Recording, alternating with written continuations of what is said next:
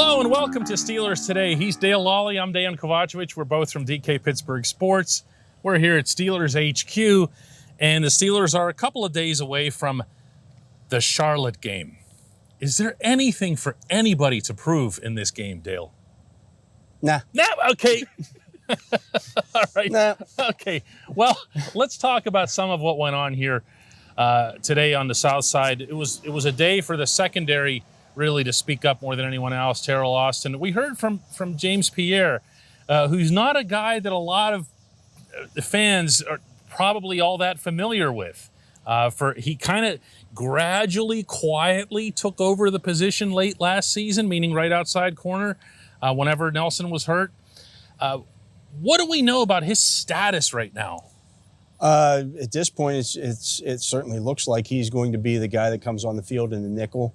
We'll see. There's still time before all that happens, and Teryl Austin wasn't ready to proclaim that Cam Sutton is going to move inside on a regular basis. I think ideally they'd still like Antoine Brooks to be that guy. But James Pierre has played well in this camp, played well in the preseason, and maybe he's their third best cornerback. Are they kind of forcing this issue, Dale, with the Mike Hilton thing? I mean, I get Hilton was valuable. We all saw that, okay? And I appreciate and respect everything that he did here and what a wild card he was, especially when it came to blitzing the quarterback. I mean, run stopping too, a pretty dynamic player. But if you don't have him, you don't have him. Yeah, but I think they might have him in Antoine Brooks, and so they're going to give that every opportunity to do that. When I say nobody has anything to prove in this last preseason game, Antoine Brooks actually does. Yeah. You mean that he could get on the field? I think he's going to be on the field. I think he's going to crawl onto the field if he has to. And they need him to do that because it's not just about playing 5 defensive backs. It's about being able to play 6. Again, they're going to play the Buffalo Bills in Week 1. And the Bills run as many 4 receiver sets as anybody in the league. So, you can't just have 2 linebackers out there with 5 defensive backs because one of their guys it just happens to be one of the best receivers in the league. So, you might want to double that guy. Yeah, I was going to say, as the Steelers found out painfully in Orchard Park in the second half of that game last year, that Stephon Diggs just ate them alive, and they didn't have an answer for him. In the meantime, the other secondary guys, the guys who have been participating, have gone about their business. And Pierre has gone about his business, and he's been pretty good, hasn't he? Yeah, I mean, he gets his hands on the football. I asked him today, he's actually cousins with Lamar Jackson. Yeah. And I asked him which one's faster, he or Lamar, and he said that he is. I'm sure Lamar would probably say that he is. I'm sure that he will. But he said, look, I was the jet sweep guy when we played in high school. He was the quarterback. So, we'll see. He's a guy that bounced around a little bit. It's taken him a journey to get here. In fact, you might want to read Tom Reed's piece Friday on our website about that. Mm-hmm. Yeah, on DK Pittsburgh Sports. Here's a little more of what Pierre had to say today.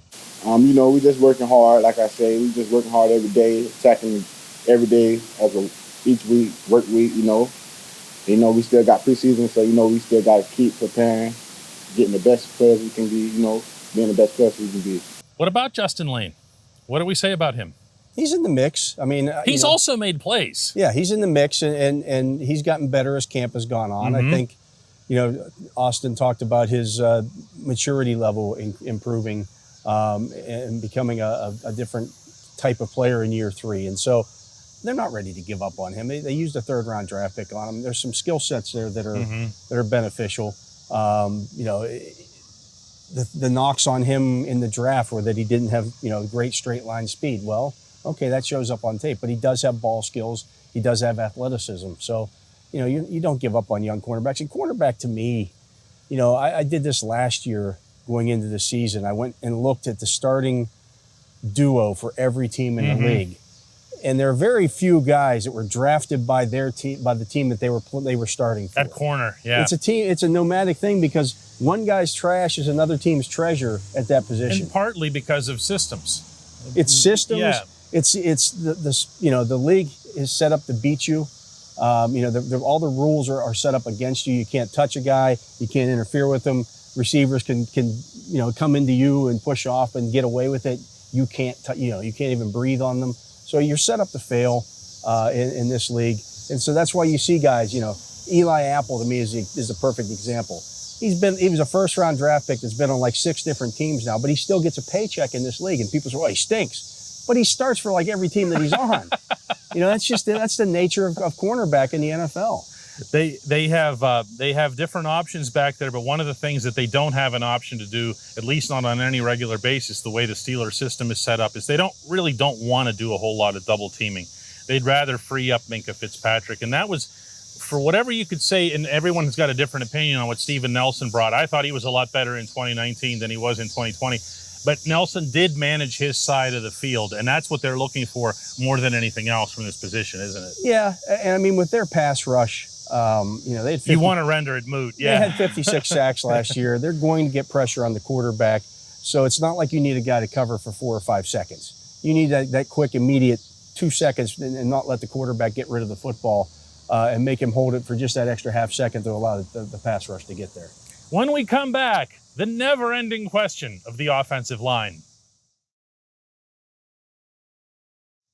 Welcome back to Steelers Today. He's Dale Lawley. I'm Dejan Kovacevic. We're both from DK Pittsburgh Sports. And, Dale, for all the things that will not be interesting about the game in Charlotte on Friday night, the one thing that might be is the performance of the offensive line, because they do have to get out there. They do have to get more reps. I don't know that you're going to see it, though. I'll bet we do. I don't know that you're going to see all of them. Let's put it that way. All right. Well, okay.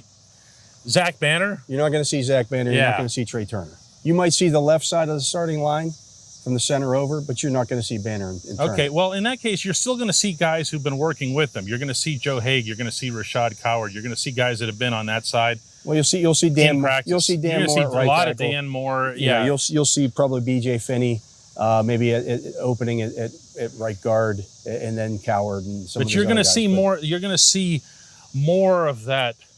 Well, just more in general. I mean, they need reps. They need reps, and a lot of those guys are young, and they just haven't done it a lot. But you also have to balance that against not getting your starters hurt, 12 days before the season starts. Mm-hmm. So, there's a little bit of that as well. But, they're young guys, and I do, wonder about, we saw this with T.J. Watt his rookie year. He played a bunch of snaps in the preseason.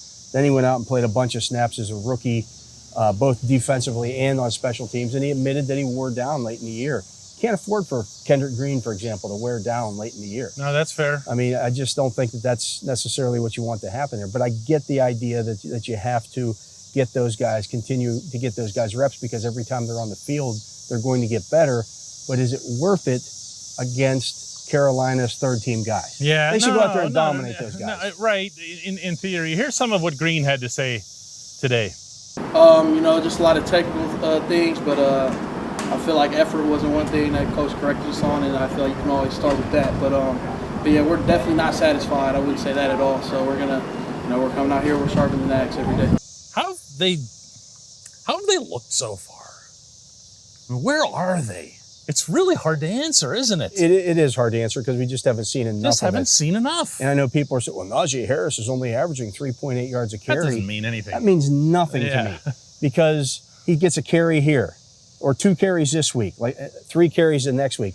That's not the kind of running back that he is. Well, he's a 230-pound running back. Those guys wear on a defense. So that 3-yard run that you had in the first quarter becomes a 6-yard run in the fourth quarter. Well, and he also showed the other day that he has some breakaway There's capability. Some juice there, so that right off the bat, your averages get really skewed as soon as you pop. Not that was on a pass play, but it was still 46 yards. He's able to make things happen. As he told us after the game, once he caught that ball, he said, "I saw the edge and I knew I could hit it." Well, we didn't see the edge when he caught it. You know what I mean? Yeah. He saw it and he went and got it. He's going to be able to do some special things. But measuring how the line does in front of him, Dale, just haven't been enough snaps. But to me, that in and of itself is a concern, because we just don't know. It's been a concern. It was a concern when we started camp. It remains a concern. It's going to be a work in progress. It just is over the course of the season. I think for the Steelers, they're hoping that by November, that line is starting to gel into a pretty good group. You keep your head above water until that point and see what happens. again, I think Harris helps that. Him. I think your veteran quarterback helps that. Again, we've only seen that, him for three possessions. Yeah, and the 2.17 second release time that he had last year. He's certainly no stranger to moving the ball quickly. And the other part is, too, as far as the offensive line goes, and ways to hide them, so to speak, for lack of a better term, is all of this Matt Canada misdirection and I don't want to call it trickery, because those of you who are dated with football will start thinking of Sam Weish. But it's more along the window dressing that causes a false step here or there. You also scheme things up in the regular season. If you know a core four is going to be going up against Myles Garrett this week, you're going to slide your protection to Myles Garrett. They're not doing any of that right now. No. So they're not even doing the trickery stuff. No, they're not really as doing Mike that. Tomlin has said, all their play calling is, to use his own term, vanilla. Yeah, so I think there's a lot more meat on the bone there for the offense and the offensive line. I don't see guys consistently being beaten one-on-one badly. Roethlisberger was hit once in 10 pass attempts the other day. If they can do that, it wasn't a hit. It was more a case where the guy came in like kind of after the ball was released, and his left arm came across Ben's chest, and Ben went back. But it didn't look like Ben didn't get leveled. Right. So I think it'll be fine. It's particularly the run game stuff can't be worse than it was last year. And if you can run the football, there's the bar. If you can run the football, it makes your pass protection much better.